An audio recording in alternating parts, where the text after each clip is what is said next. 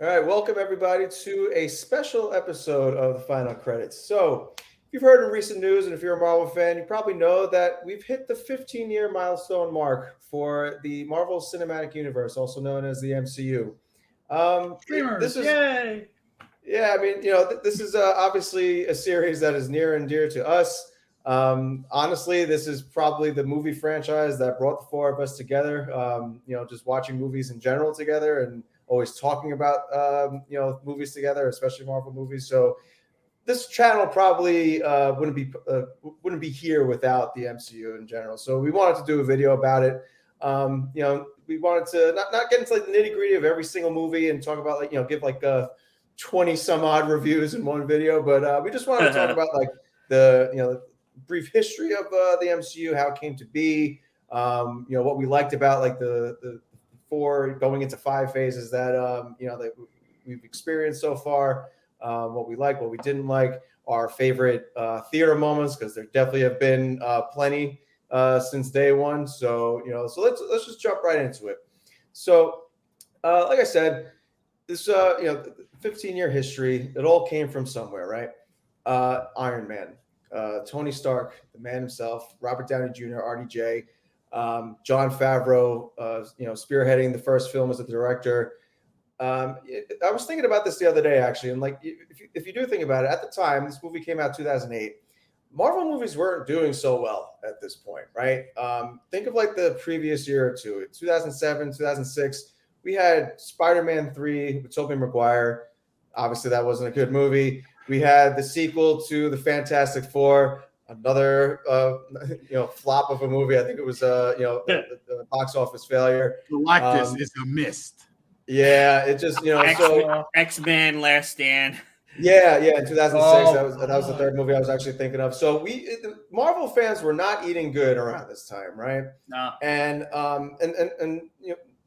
comic book movies were treated very differently back then too. That the rights to them were held by multiple different studios. Fox had things like X-Men and Fantastic Four. Sony, they still have Spider-Man, but obviously they've learned to work with Marvel much better over the years since then. And others belonging to different studios here and there. But Marvel Studios or Marvel themselves built their own movie studio and started to think of like how do we bring back like ownership of these beloved franchises, beloved characters, make these movies our way, and just make a definitive version of what a Marvel or superhero movie should be. Because at the time, yeah. If Go I ahead. may, I feel like you're getting a little ahead of yourself here for a second, because if we're talking Iron Man, right? This was it for Marvel. Like Marvel as a whole, Marvel as a company, because once again, they were facing bankruptcy and they were just not doing well, like we said, with the movies. So they just decided, let's put every red cent that we have into this and pray. And they did. And they took a lot of risks with this movie. A lot. Yeah. And 15 years later, here we are. They're still here. They're still going strong. But that's only recently. This was the first independent Marvel Films movie that was just there themselves. I mean, the movie got distributed by Paramount, I think, at the time, but they opened up their studio above a car dealership to show you how small the operation when it first started. Right. And I mean, going back to those risks, I mean, they casted now that we know is their star player, Robert Downey Jr. as Tony Stark. But at the time, his career was much different than it is now. Obviously, he has a lot to thank Marvel for with getting him back on his feet, because he was definitely going. He was definitely down hard on He just got out of jail. What, like a couple months beforehand, or like a year beforehand? His audition. Yeah, he was definitely living a troubled few years for sure, to say the least. So a lot of writing against this movie, amongst other things like budget and whatnot. Like you said, this was kind of like if we can't make this work, then we're never going to get this type of hold on our franchises that and make it work the way we want it to. So, like I said, not getting into the nitty gritty of it, but long story short, I think you guys could say for yourselves, it was a great movie. It changed things forever. And yeah, it was, it set the stage for not just a series, just like an Iron Man series, but a whole universe of, Marvel. I just rewatched it recently. Some numbers. You guys want to hear these crazy numbers? I'll give you some numbers. You're gonna laugh. Okay. So Big Grim brought up the fact that Marvel was broke and Disney bought them, right?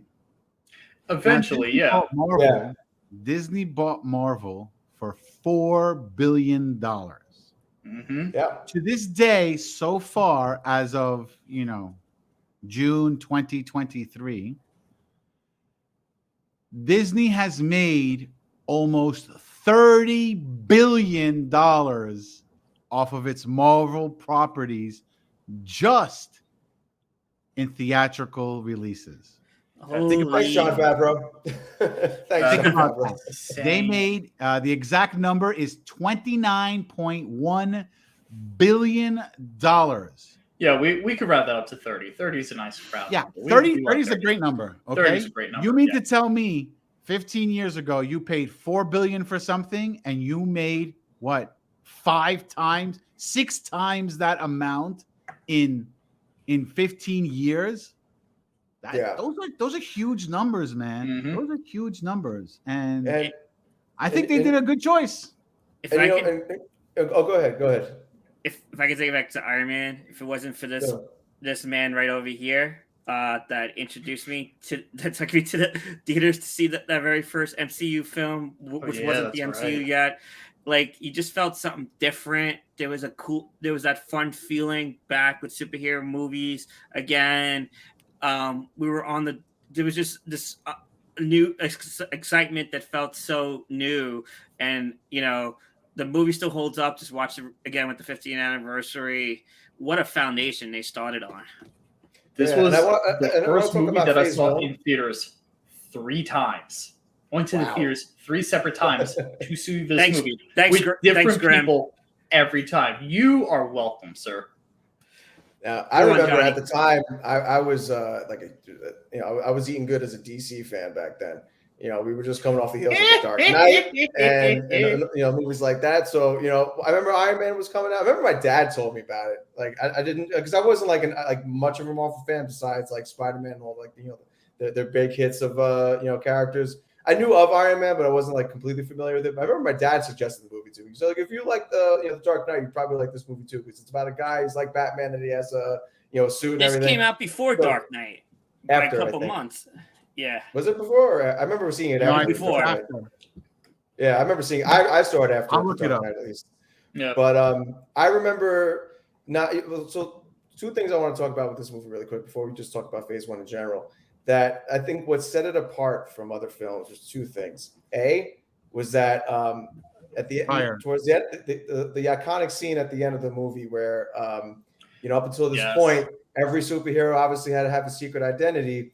Robert Downey Jr. threw all of that away and said to millions of people watching on TV at the very last scene of the movie, "I am Iron Man." I think this is what separates the MCU, or at least separated the MCU so much from any other superhero movie that came before, because it made heroes part of pop culture in their own universes. They're treated as celebrities. You know who they are. They have, they're on TV. You see them on the news. You see them, have toys be sold. They have action figures just like we do, but like they're real in that universe. So like that extra level of, I guess, immersion and interaction between the general public and the heroes and villains, coexisting in their own universes, I feel like was a big thing that got a lot of audiences to really connect. And, it gave like that mainstream appeal that superhero movies really needed. The second thing, and at the time when I first watched this movie, post-credit scenes were not really a thing at the time. And this post-credit scene that we got at the end of Iron Man set the stage for pretty much the whole rest of the MCU, where we got the also iconic scene of Samuel L. Jackson revealing himself as Nick Fury.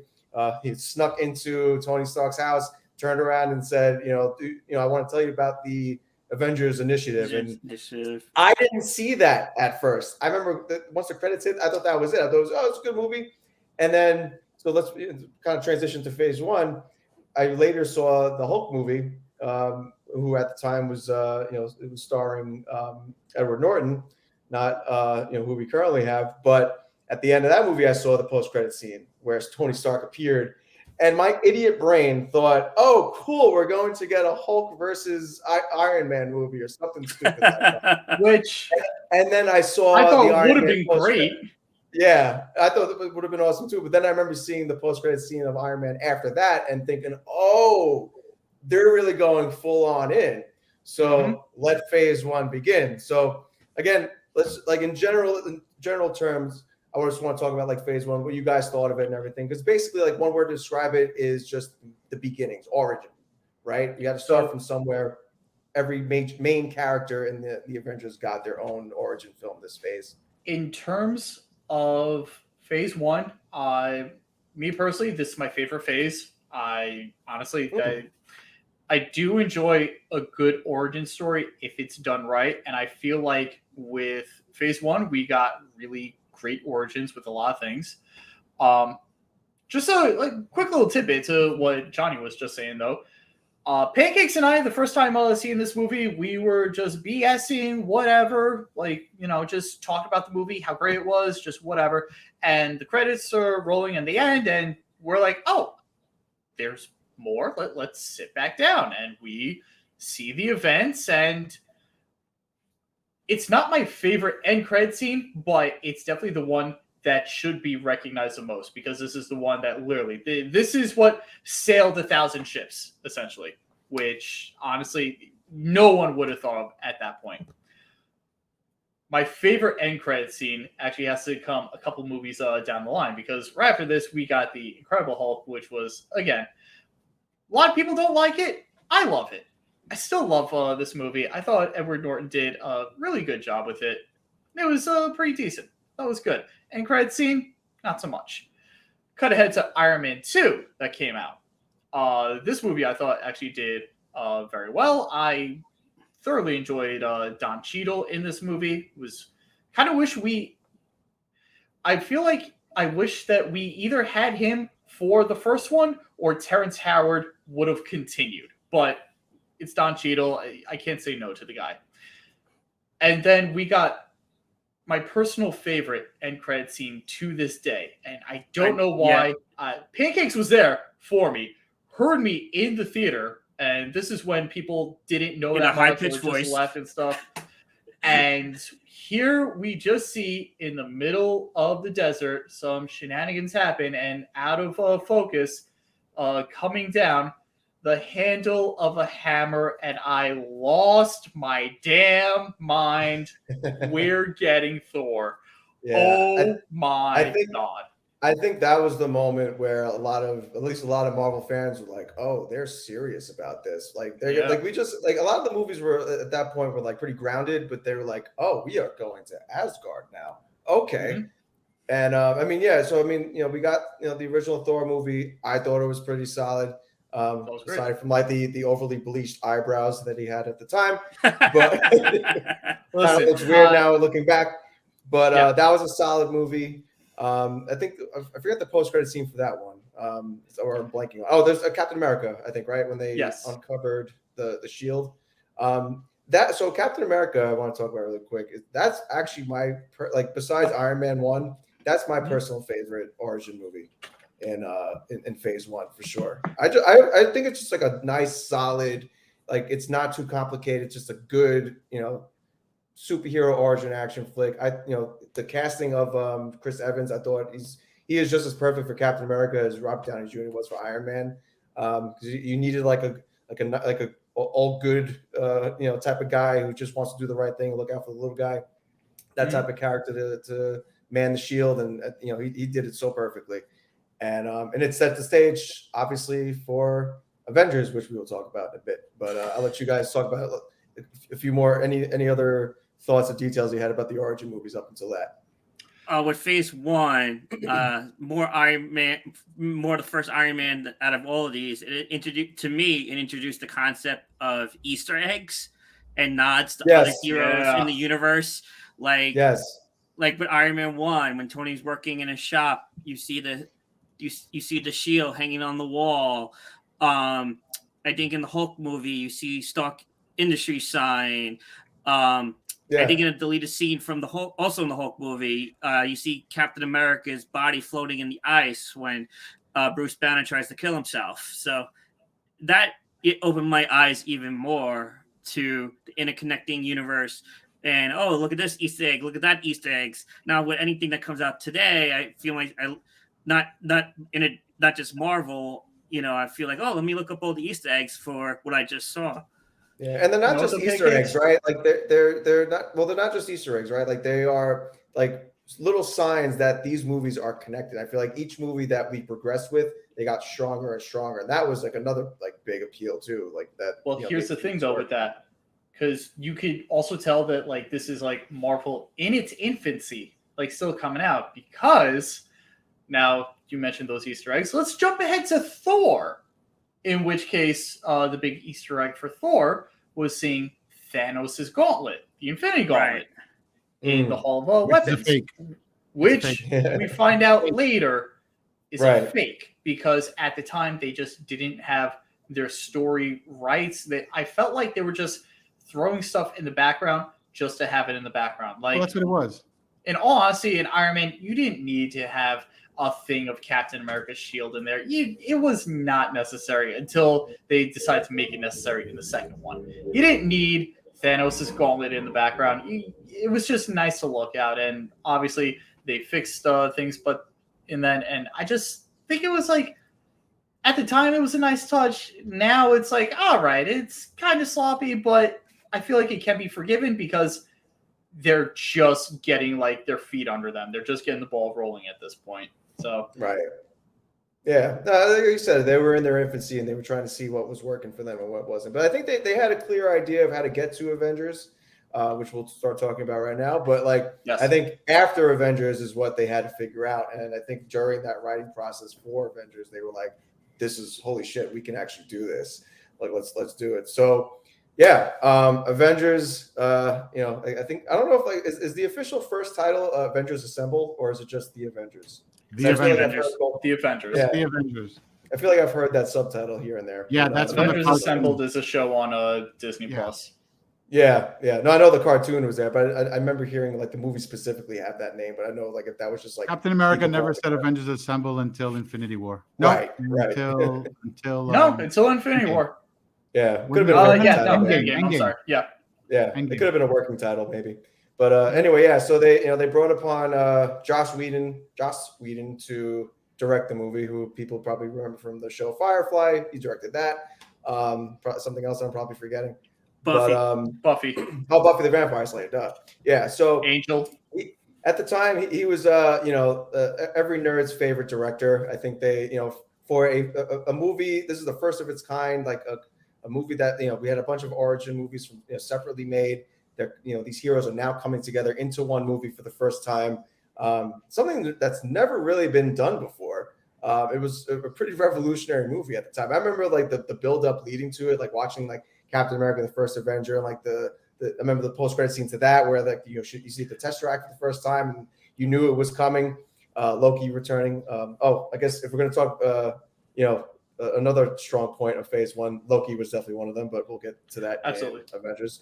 But all I'll say with Avengers is that first scene where you got a bunch of different scenes at the beginning of the movie where you see each character doing their own thing, or you see like where they're currently at, like the Hulk. There was that first scene where Loki attacks that banquet hall in Germany, and we see for the first time Captain America and Iron Man sharing the spotlight together in the same screen, like in the same scene. And I remember just looking at that like, oh my God, this is it. Like, here we are. We've made it. Like, I remember like, the excitement from that one scene alone, like, was just something like I always remember.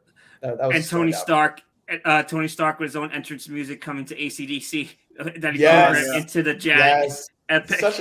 Such an epic scene. Yeah, great. And then obviously everything that led after that, seeing Thor join the fray, seeing Bruce Banner, the Hulk join the fray.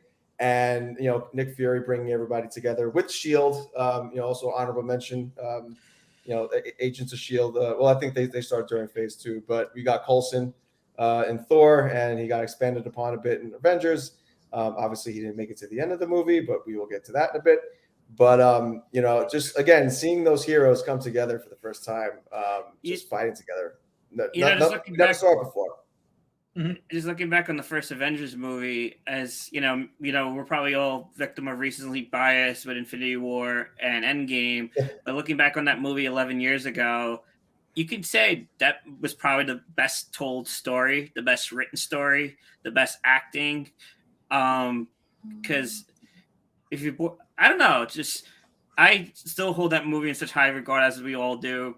But just to see that was the first of its kind. Everything that followed has its own great points, which we'll get to. But that first Avengers movie, just to use every word of the book, but epic gets thrown around once, but when they do the Battle of New York and the alien scene and everything with Loki, just mind blowing. Pancakes, if I may, yes, I will once again be that guy. The first Avengers movie, I get like the hype and everything of like the newer movies and stuff. That's still probably like one of my favorite MCU movies. And when I say one of my favorite, I think it's 1 or 2 for me. Like straight up, even with Infinity War and Endgame and everything, yes, a beautiful story was told. The effects got a lot better and everything, but just the feeling that the Avengers give me, like seeing them all fully on the big screen for the first time, can't shake that feeling. And for that, it's still probably like 1 or 2 for me. Yeah, I just think like it just perfectly bookended Phase 1 for sure. And I think like the word to describe Phase 1 is just solid. Like everything was just perfectly tightly knit. Stories weren't too crazy. They weren't too complicated. Even Avengers, like it just was, there was a bad guy, you had to beat them. The characters had to learn how to come together. And it was high stakes, but it wasn't like multiverse and all the stuff that we see now. It just was a nice, solid, like the reason why is because Phase 1 was very simple. You had an origin story for Iron Man, origin story for the Hulk, origin story for Captain America, and a part 2 for origin story for Thor. Then you had a part 2 for Iron Man, and then they're like, let's put them all together and make a soup called the Avengers. So it worked out. That was the whole idea. You put It's a good soup. But there was a lot of reasons why it couldn't have worked out. Right. Because a ton of characters sharing the screen at once. You have to have the right amount of time and right amount of scenes given to all the different characters. There was a lot of ways that this movie could have ended up being actually a train wreck. Yep. But they, like Josh Whedon, I know there's like, drama that has, come about him like the past few years, but he did a damn good job on it. And honestly, you could just watch Phase 1 by itself without seeing the post-credit scene, and it could just be like a complete story. Almost, it's a neat little story. That I was just about to say. If it wasn't for the end credit scene of Avengers, you could honestly just call it a day with Phase 1. Everything's wrapped up in a neat little bow and call it a day. That's it. Which leads us into Phase 2 and starts off with Iron Man 3. So let's set the stage for Phase 2, right? So we got all the origin stories out of the way, like you said. Now, and they all came together, in the Avengers. Now we expand upon these characters, right? Everybody's getting a sequel. We're talking about like how the events of the Avengers have affected them, maybe, and like how do we expand this world and maybe get some new characters along the way. So in general, I will just say Phase 2, it had its ups and downs, and I think it started with a lot more downs than ups. Nope, I completely disagree with you. I think Phase 2 is way better than Phase 1 because you already have an established Iron Man character that. Okay, so I'm going to get flamed for this, but Iron Man 3 was a lot better than Iron Man 2. Now, it also had the greatest MCU movie in Captain America Winter Soldier. And then I will agree. Then it has the introduction to the Guardians of the Galaxy. Then it has the best Avengers sequel, which also gave us Vision. Really? Which in Avengers Age of Ultron. And then you have this little movie, pun intended, called Ant-Man that was phenomenal. Which was a nice little fun cap off. Ant-Man was great. So, Ant-Man, in my opinion, phase 2 better than phase 1. My issue with you know what it is, like I feel like phase 2 was like it suffered from the typical sophomoric, sequelitis to the greatness that was phase 1. And it felt like the worst thing that came out of phase 2 was Thor: The Dark World. That was the worst thing. Actually, that is probably the worst MCU movie ever made so far. Absolutely not. Probably not. I want to know who your drug dealer is because I Yeah. want to know what the hell you're smoking. Nope. Thor: The Dark World was the only movie I fell asleep in at the movie theaters thinking, oh my God, I want to blow my brains out. If I may, just a quick little story.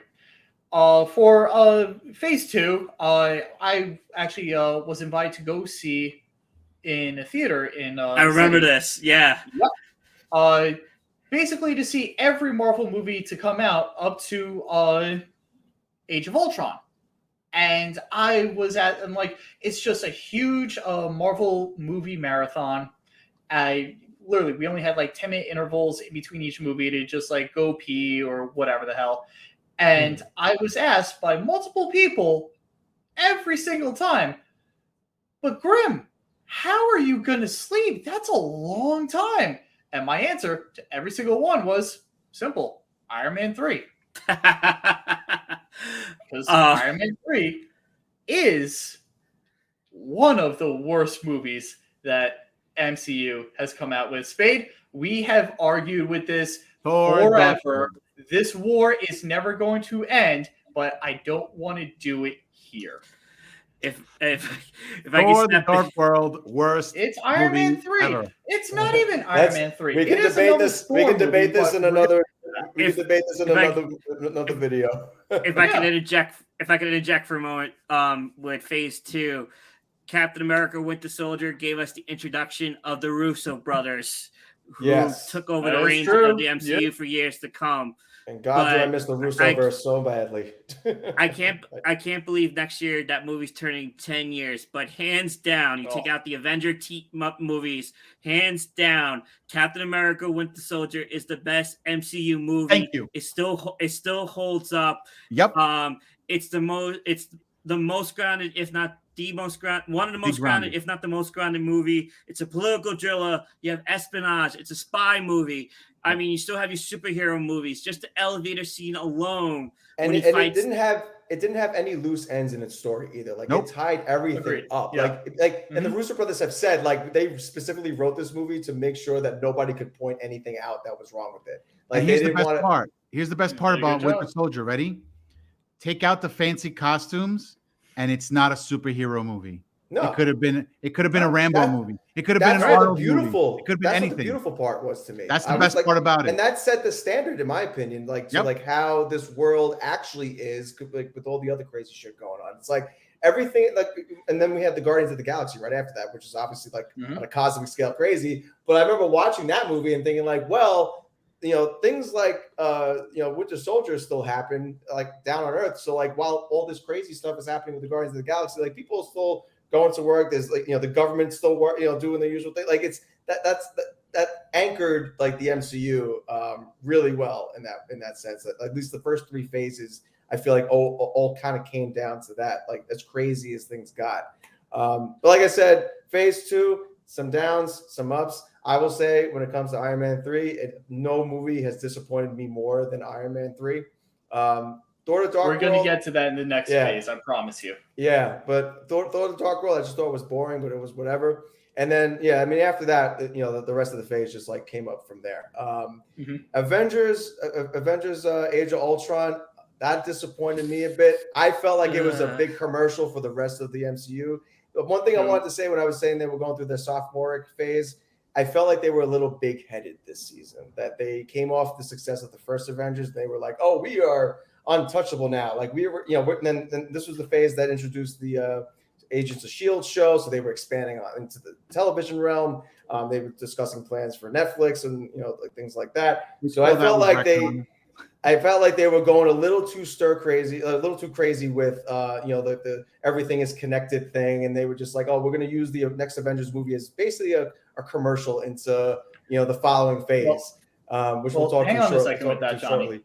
Yeah, hang on 1 second, because now make it let's quick talk though. about Make it quick. let's talk about the other side of the coin with this, Yeah. because we just praised Joss Whedon for doing the first Avengers movie Right. and how well he did with that. Now let's cut ahead to Age of Ultron. This is the second Avengers movie that he did, and you could tell that like a lot of like his themes were forced in this a little bit, but this is also when we first started really hearing that he had barely any creative control in his own movie, that the studio executives essentially Shanghai. I don't want to get too into his that. own movie. I don't want to get too into all the nitty gritty with that drama. But I'm this just is basically where he kind of fell off a bit, and the movie I'm suffered just saying, because of it. this That's is all. where his entire thing of he's not a good director. This is where it all started from, and this is also Right. where we hear that like it's the studio also getting involved, which now it points out like that does make a lot of sense. But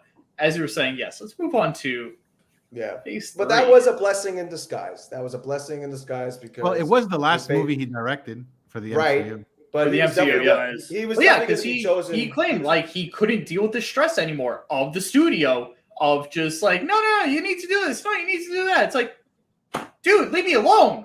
Come on. Right. No, but I think so. Like going into phase 3, like I said, it was a blessing in disguise because I think he was originally going to be the director for the final Avengers bookend movie for phase 3, but instead we got the Russo brothers who proved themselves in Winter Soldier. Thank God, because we'll get to it, but like they did a perfect job with what they did. Phase 3, I felt like it was a kind of like a coming of age for Marvel, right? Like they made some mistakes in phase 2 that I feel like they learned from for the most part. It wasn't perfect. It's also the only but phase that has the most movies. I was about to say, this is where phase 3 had also, correct me if I'm wrong with this, phase 3 also introduced the shows too that are now all canon. So No, okay, the shows came regardless- afterwards. Phase regardless 4. though, this is where you're right. I apologize, but Oh, no, you know what? No. We're in between, because towards the end of phase 3 is where they brought in the Wanda and Vision. yes, So towards the end of phase 3, and then it went into phase 4. but this So is it's like a into little what both. I'm trying to explain though. This is where we get to the point of oversaturation. It's still pretty good, but now when like all the shows are being introduced and everything, now it becomes I have to watch all this to be in on the lore of the MCU. And for the diehard fans, it's absolutely no problem. But for the casual fans that most studios really care about are just going to be like, do I really have to do this now? Like, come on. But more things also leads to more bad things happening too. Now I think that's more. I think that was more of a problem with phase 4, which we'll get to in a bit. But I think phase 3, like I said, they took a lot. I think they took in feedback that they were getting from phase 2 a lot, and they were like, okay, let's just kind of see what worked in phase 2 and just run with that and make just a really strong set of movies leading up to the final couple Avengers movies that everybody obviously is waiting for. So started off strong. Captain America Civil War. I know, Big Grim, you have your own opinions on that. I thought it was one of the stronger movies in the MCU, in my opinion. I felt like it was like almost an apology movie for Avengers: Age of Ultron in a way. But and we got Avengers 2. We got Avengers 2.5 instead. Yeah, that's basically what it Kinda. was. And actually, no, I do want to dwell on this movie for a bit, not for a bit, but like this is a notable movie because this is the first time that we finally got Spider-Man in the MCU after everybody just clamoring for him to be included at some point, because up until this point Sony was trying desperately to do their own thing. They had rebooted Spider-Man once with the Andrew Garfield Amazing Spider-Man series. wasn't taken well, because at the time people were just watching this movie like me and thinking he could be in the rest of the MCU with everybody else, and they're kind of keeping him away from all the fun, and it's just like not like we know where he could be, and it's not it's not happening right now. But they made a deal work somehow, and another iconic scene, another crazy theater moment for me was just seeing Spider-Man land on when they're having that airport battle confrontation. The confrontation, yes, and he lands on top of that truck with Captain America's shield, as if to say, like, I'm here, like I'm in the MCU now. Hi, everybody. Spider-Man, and saying, hey everyone, like, oh man. And Tom Holland, I thought it was a great casting for this iteration of Spider-Man. I think I'm still a Garfield fan. That's fine. Yeah, that's great. It's okay to be a Garfield fan. It's okay to be a Tobey fan. It's okay to be a Holland fan. It's okay to be a Spider-Man fan. Yeah, I agree with that.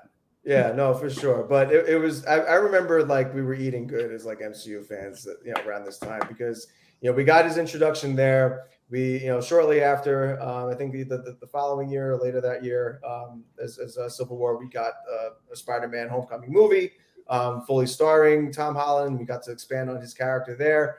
With hold on, you got it all wrong. Spider-Man Homecoming came out a year after Captain America Civil War. It did come out a year after. Captain America, we got Doctor Strange. Then we got Guardians of the Galaxy Volume 2. Then we got Homecoming. Which I'd like to talk about for a hot second for Doctor Strange, because people do say, at least in the MCU, there's a specific formula to making MCU movies. Whether that's true or not, some disagree, some agree, whatever. I felt like Doctor Strange was like the most accurate, if you want to say, to the MCU formula, which was very like, there's no surprises. Let's just have a witty main character. Sure, he has a beard. There's a girl in there. He pines for her, but he doesn't want to show his feelings. He learns stuff. He's still a bit of an asshole. Visual effects, blah, blah, blah. It was very much, I felt like I was watching Iron Man 2. The thing is, it's not just... It wasn't a terrible movie, but I just like, this is the most formulaic. It was kind of flat. It was kind of flat. But the reason why is because it was the villain was just a mirror version of the hero. And we got that with, and we technically got, as good as Iron Man 1 was, that was Ironmonger to Iron Man. That was, and the Hulk, that was Abomination to the Hulk. And here we got like a bad magician versus a good sorcerer versus a bad. But the same thing a couple of years later happened with the same phase with Black Panther. I was about to mention Black Panther. It's the same. So I did want to. Same thing with Captain Marvel. Captain Marvel, same thing. She was a single hero, and there was a whole bunch of others who had the same thing as like. So it's a normal comic book trope. It happens all the time. There has to be a yin to a yang, and vice versa. So, I did want to talk about like the new characters that we got in this phase, notably Black Panther and Captain Marvel, as you mentioned. Black Panther, I think it speaks for itself, like just what an impact on pop culture that movie had. Oh, absolutely. Especially for the Black community and everything it stands for there. Even besides it being a Marvel movie, obviously, like the box office numbers spoke to it was like cultural. I said, like the impact. Chadwick he had a great Boseman. introduction in Civil War, but this is definitely the best movie that stands out on its own. Looking at the list of movies, and like you said, Johnny, the cultural impact, the only MCU or Marvel movie period to get a nomination for an Oscar for Best Picture. You watch that movie and you forget it's within its own world in Wakanda. It's part of you forget it's part of the bigger MCU universe. Yeah, but, although they did tie it into like the Captain America, like I think of course Civil it did. War at the beginning. Obviously like with Black Panther being introduced in Civil War, and then the post-credit scene showing like teasing Wakanda, and then the post-credit scene of Black Panther showing what happened to Bucky after the events of Civil War itself. So like there was always like a nice like close tie between like Captain America and Black Panther that I always liked. But it was a solid movie. Obviously, like I said, I think as a villain, Killmonger was great. Michael B. Jordan did a phenomenal job as him, but I think up until the point he put on the copy suit, like the golden version of Black Panther's suit, that's when he became a little weak. But I mean, the rest of the movie, I remember just like watching that movie and just like the first like big shot you see of Wakanda, where like the ceremony scene where they have to do the battle to determine who's going to be like the leader of the tribe and everything. That first scene where you see everybody dancing on the cliffs, like just doing like that introductory whole ceremony. I was just like, it was like a sight to behold. So that I just remembered like being like a really strong movie. But then I think that led into Thor Ragnarok. Ragnarok. Ragnarok came out before Black Panther. Did it? Yeah. No, Yes, it was the last. Out in It was the, 2017, while as Black Panther came out in 2018. So it was like, it did. You're right. You're right. Mhm. Yes. Yeah. And then right after Black Panther came out, Infinity War, then Ant-Man, Captain Marvel. So let's talk about the Avengers situation in Phase 3, because obviously this was the moment that everybody was waiting Oh, good. for. We're skipping Ragnarok. Thank God. Yeah. So Ragnarok basically Ragnarok. Okay, all that happened in Ragnarok is that Thor got a haircut, and it led into By Stan Lee. Avengers Infinity War. By Stan Lee, of You course. got a Hang on haircut a by second. Stan Lee. Hang on a second, though. You're glazing over a lot of things with Ragnarok.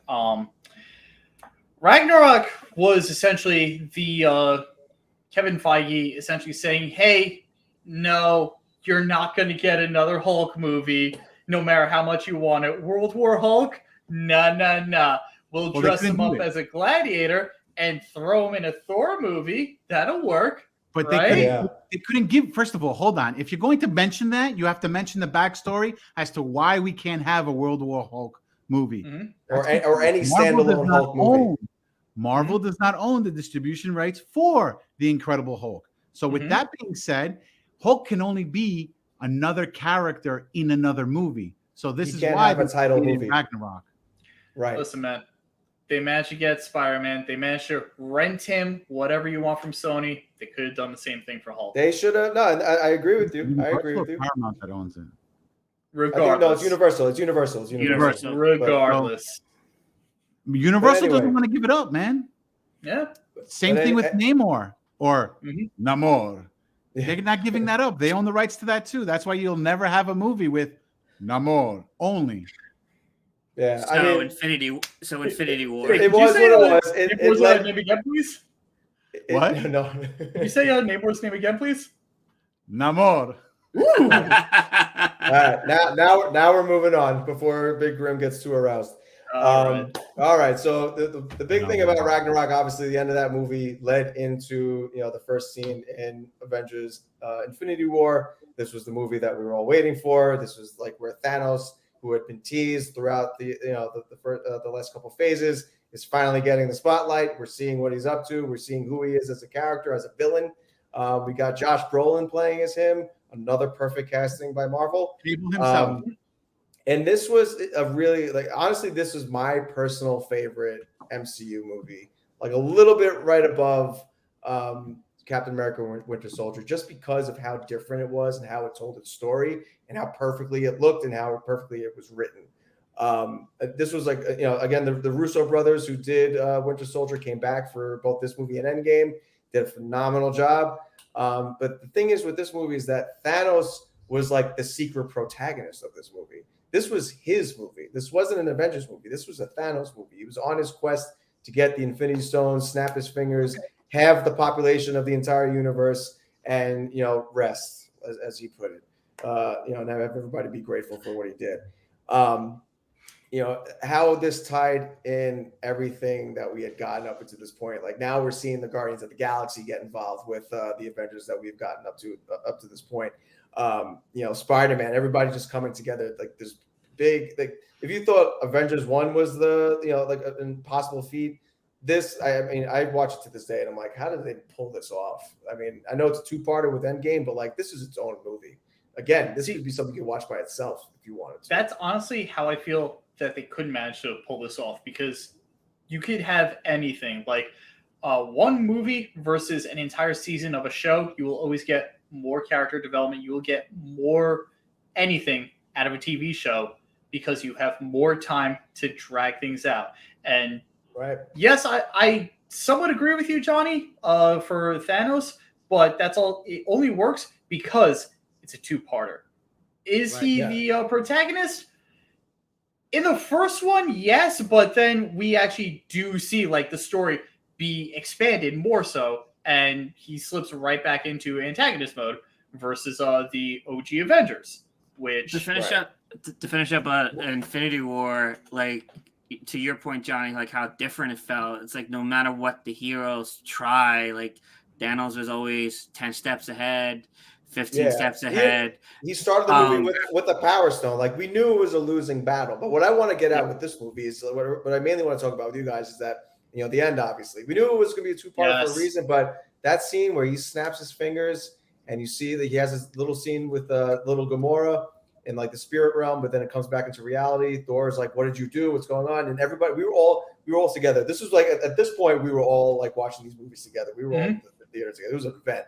And I remember just there being a collective silence. We were all holding our breath, like waiting to see like what would actually happen. And then we just see the Winter Soldier, Bucky, just saying Steve, and he just turns into dust and falls down. And we see the this guy's reaction to the end of the movie. Dude. Oh my God. The movie ended with our jaws on the ground. Like they actually went there. They went there. I actually drove Spade back to his car close to my house. I think I cried in the car, Spade. Our friend Christian, who was also with us, cried in the theater. I remember that. Yeah. Sorry, Christian. But one of the most epic scenes in the movie when Thor arrives in Wakanda with Rocket and Groot with the axe. Oh my God! And you think maybe they have a chance. Maybe here they come. The angels are here to save the day. My God! No, stop it! You knew for a fact Thor did not have a chance. Even with Stormbreaker, he did not have a chance. In that moment, knew this was going to end. If he aimed for the head, you believed wrong, my friend. So here's another thing that I do kind of want to like speak about just very briefly. After the movie, after being awestruck and gobsmacked for a hot second, each one of us, I think, had like a different opinion of what actually happened, because maybe one of us, I don't really remember, actually had it right. I know majority of us were like, no, this is what happened. No, this is what happened. This is what truly happened. I don't know. Maybe they all just died. Maybe they're dead. I'm like, no, that can't be it. Absolutely not. No. They're in the Soul Stone. We we know what happened. We know how we got the answer to that, right? Sony stepped in their usual way and said, "Hey, we're making a Spider-Man sequel with Tom Holland." So we're like, "Oh, I guess he's coming back." Yeah, I guess the rest of them are coming back. Great. Yeah. Anyway, guys, come on, let's be realistic. You couldn't really think that they killed off every single character and said, "Okay, that's it. They're not coming back." No, to be fair, well, they were coming back. No. We knew they were coming back, but we all didn't know how exactly. I'll be completely honest. My personal opinion, I thought every hero, every whatever, got sucked into the physical Soul Stone, and that's just like how it was. And like, okay, so the sequel is going to be them breaking everyone out of the Soul Stone and then teaming up and fighting Thanos. That's honestly what I thought. What I thought was very cool is that the Avengers that were left, we know what other characters, of course, is that it was the original Avengers that it boiled down to, include with others, with Ant-Man, with Rocket, with Nebula, and so on. But they're the ones that took charge.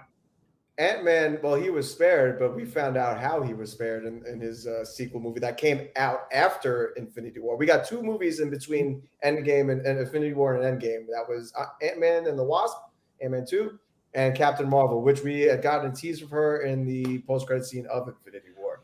So you know what my gripe about Infinity War is? My biggest gripe about Infinity War, and I remember saying it at the movie theater that day. I was like, the problem with this is they did not have that iconic scene of Captain America fighting Thanos and him telling him that even though, I'm not even paraphrasing. I'm just making up whatever I'm saying right now, but it's close to what he said. Something along the lines of, even though you're an alien and you got more power, I still have the will to fight against evil and whatnot, right? So whatever, it was something to that extent. They should have done that. All they did was just have Thanos punch Cap, and he held him up with a shield, saying, "Yeah." Captain America was still in nomad mode. Like he was still like. Doesn't matter. It doesn't matter. It had nothing to do with whether what you're saying. or Cap. Well, we got that scene in Endgame, which we'll jump into. But like, I think everything you're saying, like that was a scene that he had in Endgame. It should have been done before. It could have been done better. Better late than never. Yes, it could have been done a lot. We were lied to though with Infinity War, at least with the trailer, because at the very end we do see a bunch of like the characters, but no Hulk included, running through the forest and everything to try like what we thought was to attack Thanos, and we were straight up lied to. Hulk, I am. But that wasn't the first time they did that to us, though. Remember, for Thor Ragnarok, we thought Thor would have both of his eyes in that scene where he gets up in front of Asgard, and in the final movie, he didn't have both of his eyes. So like that, they were starting to get like crafty with the fans that way, which I think was a good thing. It kept us on our toes, kept us surprised. Yeah, you know. But so Endgame, obviously, like, you know, Infinity War was the movie that everybody was waiting for. This was the movie where everybody was just holding their breath on, like, how are they going to, you know, really end like this 3-phase series like from this movie, like coming off of Infinity War. I think while this was a weaker in general movie than Infinity War, I think no, I think Endgame's a better movie. And Endgame is certain in terms of a story. It's good and it's not as consistently good. But I'm not going to get into the nitty gritty of that. Basically, we got our answer as to how they were going to fix Thor. We were still kind of surprised with how they implemented it. But I remember like reading rumors that it was going to involve time travel, and I was like, oh man, time travel, that's a big like no with me. But I was like, they need to explain a way of how they're going to logically do that. And sure enough, it ended up being time travel. But what surprised me was that they didn't undo what Thanos did. They couldn't undo what Thanos did. Instead, they killed him in the first 20 minutes of the movie, not even. And then we got those fateful words appear on screen 5 years later. Oh my God. That shocked. I remember hearing gasps in the theater. I was like, shit. Like that this stays that way.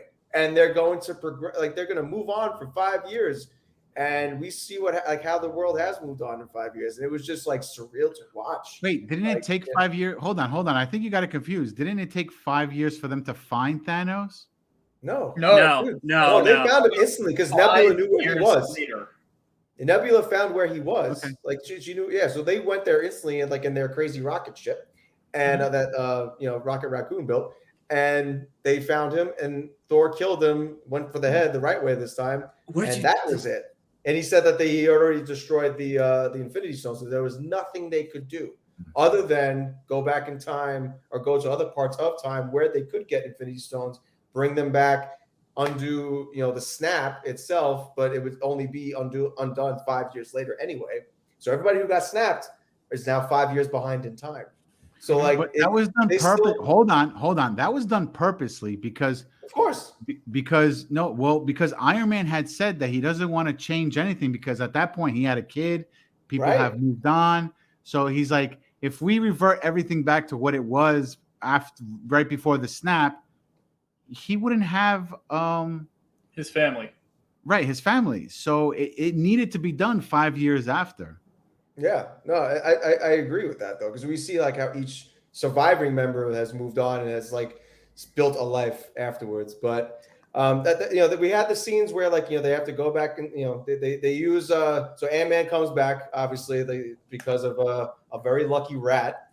Helps Tony Stark figure out time travel using the quantum realm. They use it to basically get each stone one by one. That part of the movie, it was good, but not like it kind of. I felt like I was waiting a long time for like what the big meat and potatoes of the movie was, which was the third act. And what a third act that was. Yep. That's all I could say. I think that is the best movie, like superhero movie scene of all time. The best movie superhero fight in a movie of all time. And that was the payoff. Wait, for are you saying sticking the around whole with us. act? The whole act was the best thing, or just the fact Yes. that Captain America picked up a certain hammer? So That was a highlight, and I was Listen, going to get to that. I don't think that was the highlight. I think that was the basis of the whole film. If that didn't happen, the movie would have sucked. here's It still would have been great, but like that was a big part. Here's a couple of things. Number one, just to talk about a couple of moments real quick. Yeah, Cap picking up Mjolnir is, I want to say, one of the greatest moments in the MCU. Absolutely. How crazy did we get in the theater? Like when I've never all our shit screaming. collectively. I've never Like, heard the a theater second so that- loud for any moment. We just saw the hammer lift for a second, and Johnny was sitting next to me, and I'm just tapping his shoulder like, Johnny, Yeah. and he's like, I know. I was just no. I felt like we were all like as if we were at like Yankee Stadium. We just watched like Derek Jeter make like the winning home run or something like that. Like the whole theater was erupting. It was nuts. But the whole fight was insane though. Like seeing them all come together. One of my personal favorite things, because I don't know why, it just tickled me so much when they all start charging, and in the back you actually see Giant Man, Ant-Man, just charging through as a giant, just one-shotting. I want to stop you for 1 second because I want you to rewind a couple minutes before that when we get that lead up, because I want to talk about that theater moment. I wasn't gonna mention this. I really wasn't. Pancakes, don't you fucking move. Get back here, Pancakes. He put himself on mute too. That son of a bitch. Here is what. Oh, you get back. Get back. We have limited time. So we're sitting there, and you can sense the line is coming. You can sense in the air. He's gonna say it. And all you hear from just like the music coming to a crescendo. Yeah. Avengers! The hammer again. Avengers! Theater, dead silent. Except for one person. I remember that. Pancakes over here screaming a moment before Cap. Assemble! And then we hear Cap, assemble. And I'm like, damn it, Pancakes. What are you doing? Pancakes. A true Pancakes moment. Or the moment, but shortly before that, when we see the Doctor Strange portal start opening up, and then you hear over Doctor, we hear Falcon through Cap's earpiece, "K Cap on your left," and then we see Black Panther walk through it first. Yeah. I have a problem with that scene. Thinking about it, I have a problem. It's a very minor issue. He screams out Avengers and then whispers, assemble. How is everybody going to hear you? Stop. Stop. Okay, I can understand why Falcon would have one. I can understand why anyone else who is an Avenger can have one. How does Doctor Strange have one? How does Wong have one? Since when does Black Panther have one? You understand? How everybody's on the same channel? We're all on the same channel, guys. Walkie-talkie, channel 616. Everybody be there, because when we all go there, we're going to be all talking, and we all need to be listening to each other. That was a little but okay. Did you enjoy your rant? Because I have an answer for you now. They have a Discord. So, no, not even that. I think the honest answer for that was, Cap saying assemble was just for his teammates around him. Oh, okay. The true, honest to God call was Thor screaming his head off in that war cry, which got everyone else going, and then they charged. Right. Yeah. Okay. I guess. So, let's go with that. So the final thing to talk about with this movie, obviously, how this fight ends. This whole universe started with Iron Man, with Tony Stark, with Robert Downey Jr. It ended with that fateful scene of him, pulling a fast one on Thanos.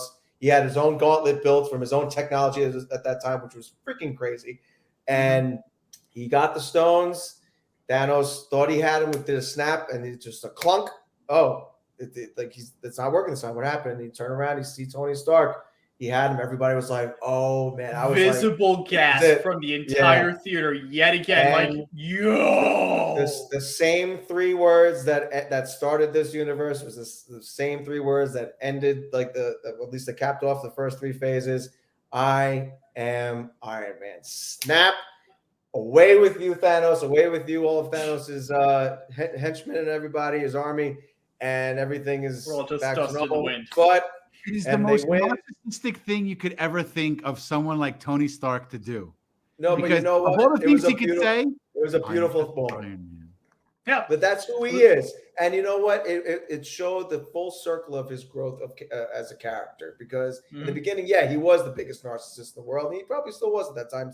But you know what? He had so many humbling moments, and he learned so much, and he was able to adapt and grow and be a better person. He became a father, and you know what? It stemmed from him being Iron Man and being there for the world. I thought that was just a beautiful way to end his story, because it did end with his death. You know, the snap caused him to die. I was near tears. Also, I cried.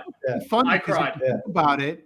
All Thanos was going to say, "I am inevitable," and it was more like Tony Stark was like fucking around with him and just saying, you might be inevitable, but I'm Iron Man, bitch." You know, so it was. Which I think it was great. I think it was great. Still cool with that. Yeah. One thing Tony that Stark really. Go ahead, Greg. Pancakes interrupted me yet again. Love you, Pancakes. One thing that I did enjoy after the movie, though, like this was like a couple days or like a month later or something like that, you actually find out ever since the first one, and Tony started like getting back on his horse and everything and realizing, okay, I guess we're doing this plan. So if we were to do all of this all over again, and we somehow, because we're time traveling, we could run into Thanos again.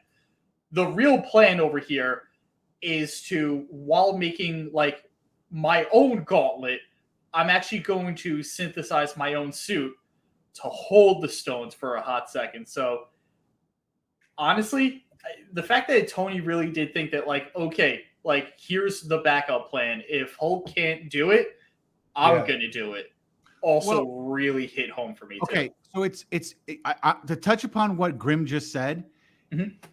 The number one thing that you see from Tony Stark in every single movie is the fact that he progresses his armor. Every single movie, whatever negatives happened to his suit, he improved on the next movie, and in the next movie, and the next movie. I mean, he didn't get nanotech up until what? Infinity War, and then that's when it turned into a whole big thing in Endgame, where he was able to use the nano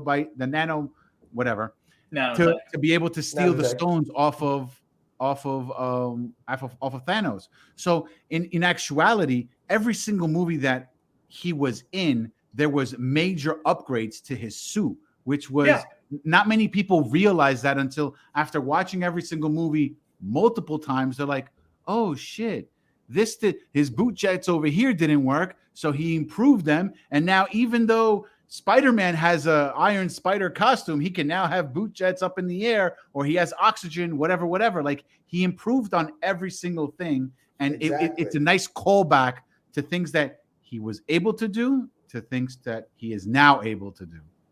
I always thought that was kind of like understood, that like there was a lot of people who did not understand that. We didn't realize it after watching everything 20 times. Yeah. All right. Hopefully we enlightened you on that. Yeah, and Captain America too. I mean, he had a nice little end to his story. Thank God. He didn't die. That was the thing about Endgame too. I was like, the entire time I was like, who's going to die? Somebody's going to die. Well, here's the thing. Gamora died. Like, a couple people did think, oh yeah, Iron Man may die or something like that. But a lot of people did think, oh, Captain America is definitely going to die, because unfortunately, like how Johnny said earlier, Sony kind of like ruined it. Lots of people on the internet kind of ruined. This is Chris Evans' last hurrah. Like, he was contractually obligated for this movie and nothing else in the future. So we had no idea. At that point, we're like, all right, well, we know Cap is dead, but what about everyone else? And Yeah. The But ending Cap- that we got threw me for a loop personally, and I'll be honest, I'm kind of happy with the ending that we got for Cap. I really do love that in the end, not only did he get the girl, he got his girl in his time. He got that dance. He got that. Mhm. And he was able to experience. He's no longer a man out of time. He was able to experience the time that he missed, essentially. And Can I so I think thought that before, was I a think beautiful. it was you that called it at that time that he was going to get that last dance, that happy ending Maybe. dance. Yeah, Maybe. I thought there was definitely a chance he could die too, but I was happy with that outcome. And of Yeah. course, what I liked about this movie too is just that it didn't have a post-credit scene. It just capped off everybody's signatures. That was like, phenomenal. the end. It was just such a great, end to like everything else. So, like I said, the payoff was just so great. And so that was the end of Phase 3. So, that we had gotten Phase 4, and we're in. We don't Phase have to talk 5. about Phase 4. Phase Yeah, 4 we is, could do a you know, part Phase two, four because I isn't think done this- yet. Yeah. No, Phase 4 is done. We're in Phase 5 now. Yeah. Listen, we Yeah. don't No, need it's to done. talk about it. We don't need to talk about it. Yeah, we could do. Okay, We could do a all right, part 2. look, We could do a part 2. all jokes aside, name one movie in Phase 4 that we should talk about, because all the other ones suck donkey testicles. Let me try to remember all 102 movies and shows. I was about to that say, were- yeah, man. Yeah, I mean, I was just going to briefly talk about Phase 4, just because the only significant thing about Phase 4 is that it entered the streaming era, and we got TV shows that were directly integrated with. This is what I was saying earlier. With now, Yeah. things are getting a little more convoluted. Now you have to watch a Yep. million things just to understand everything that's happening to go on in the future. And for the casual fan, that's a lot.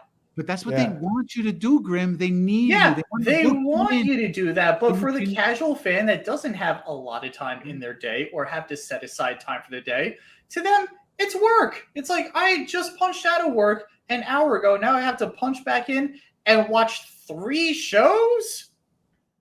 It's a Yeah. lot. If they were good, For the if ones they who were want great, to, I would yes. say go for it.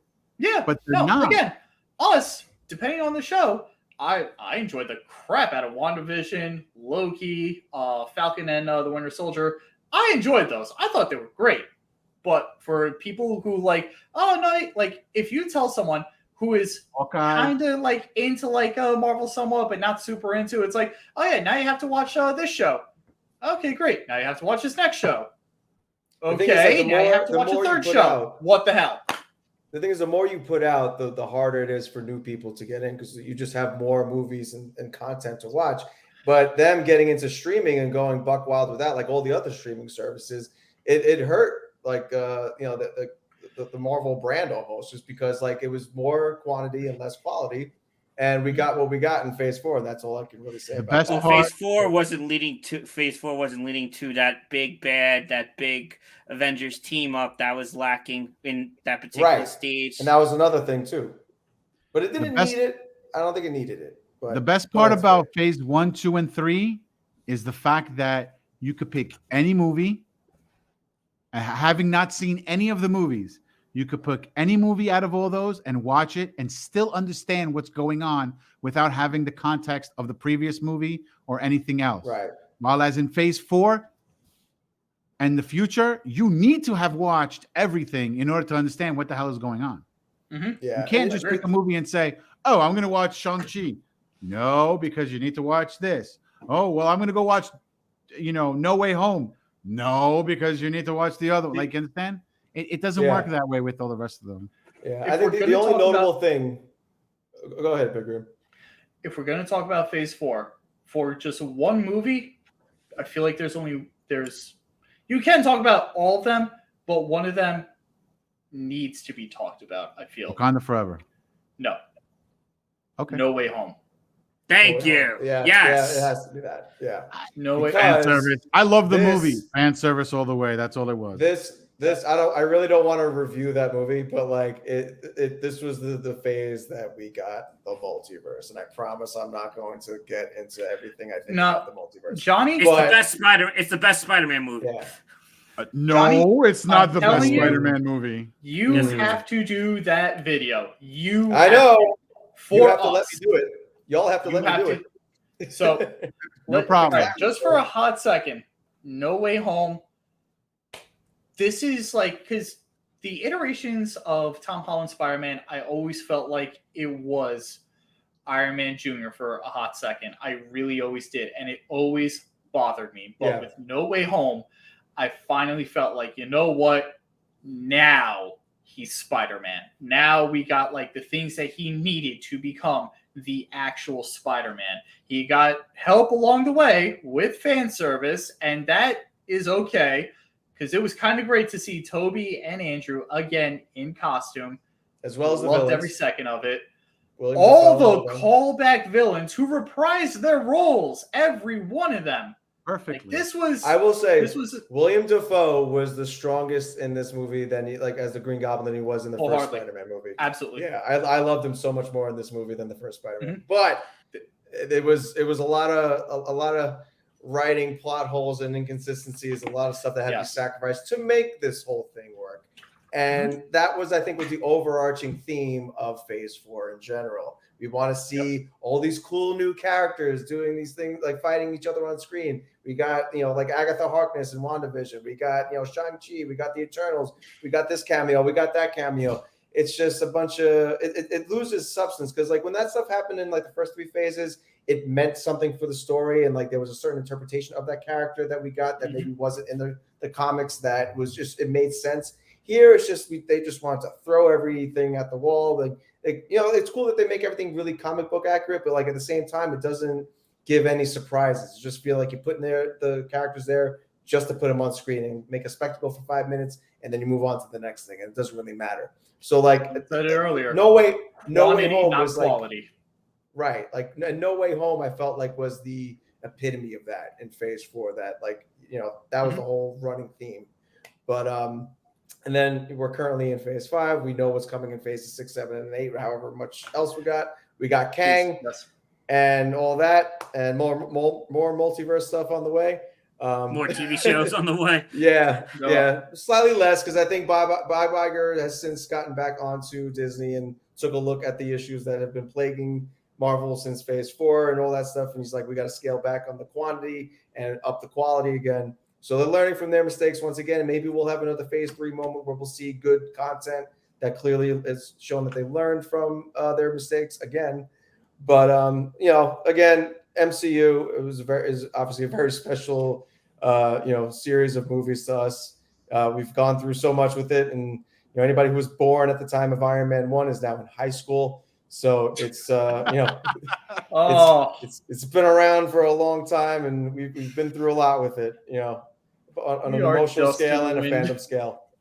So so we old and but through its ups and downs, it's the journey along the way that makes it the most fun, right? So we're gonna keep being fans. We're looking forward to what's on the way, and if you guys have any final thoughts, put them out now because this is by far our longest video yet. So we made a movie just now.